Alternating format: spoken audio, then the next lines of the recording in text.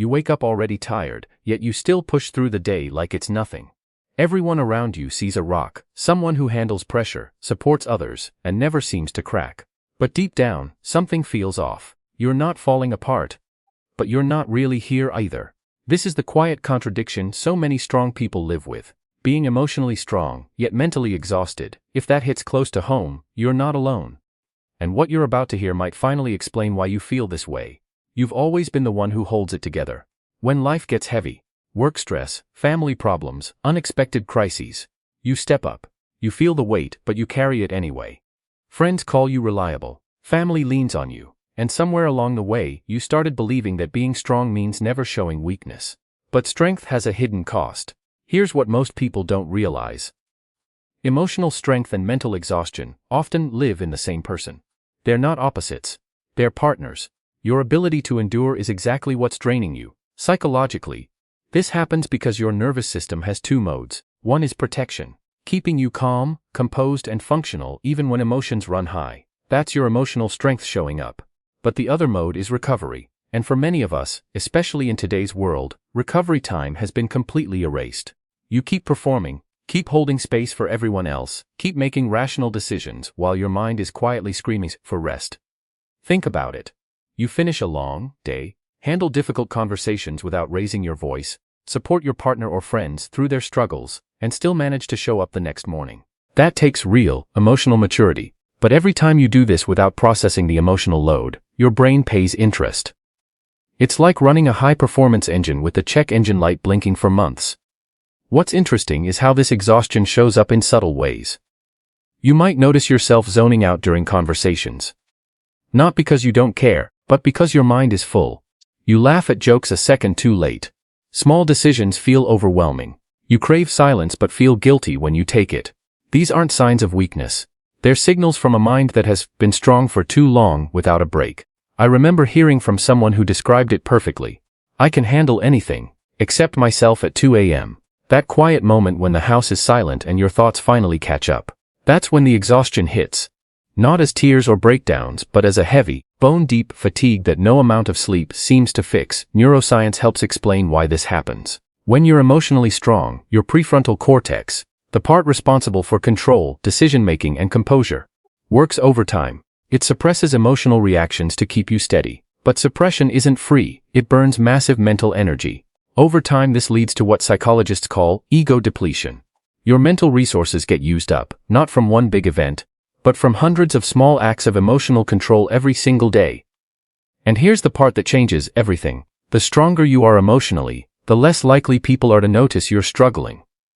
Because you don't look exhausted. You don't complain. You don't fall apart in public. So the world keeps demanding more, and you keep delivering, until your mind starts operating in survival mode. You might see this in the person who always remembers everyone's birthday, but forgets their own needs.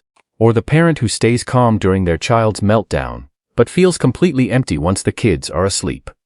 Or the professional who leads meetings with confidence but lies in bed at night replaying every interaction, questioning if they did enough. These people aren't broken. They're just emotionally strong in a world that doesn't reward rest. But here's the deeper truth most people miss. Mental exhaustion in strong individuals often comes from a beautiful but dangerous trait. High emotional responsibility.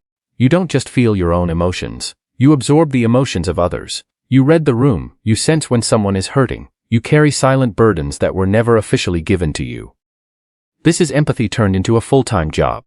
And your brain treats it like a survival skill. In our evolutionary past, being attuned to the group meant safety. Today, it means reading your boss's mood, your partner's stress, your family's expectations, all while maintaining your own composure.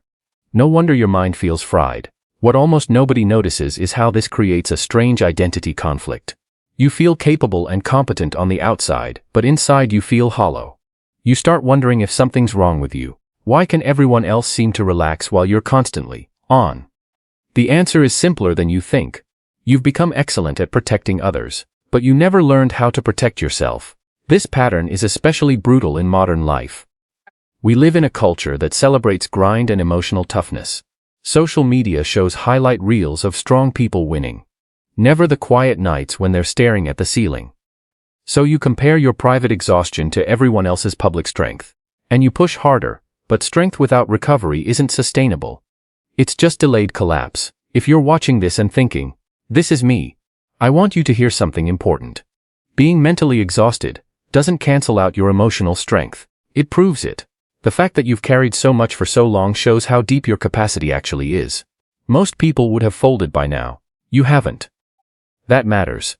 The real question isn't whether you're strong enough. It's whether you're willing to give that same strength to yourself. Imagine what it would feel like to set down some of these invisible weights.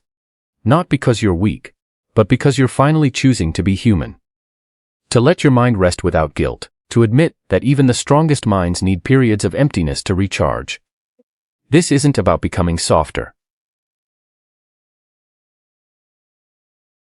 True emotional strength isn't about how much you can endure without breaking. It's about knowing when to pause before you break. It's understanding that protecting your peace isn't selfish. It's necessary maintenance for the person everyone relies on. You've already proven you can handle hard things. Now, the deeper is learning how to handle rest. If this video made you feel seen, consider subscribing to Psychology Decode. We explore the hidden patterns of the mind that most people never talk about. Drop a comment and let me know which sign you relate to most. Sometimes just naming it helps it lose its power. And if you know someone who carries everything for everyone, share this with them. They might need this reminder too. Until next time, be kind to the strong parts of yourself, and gentle with the tired ones.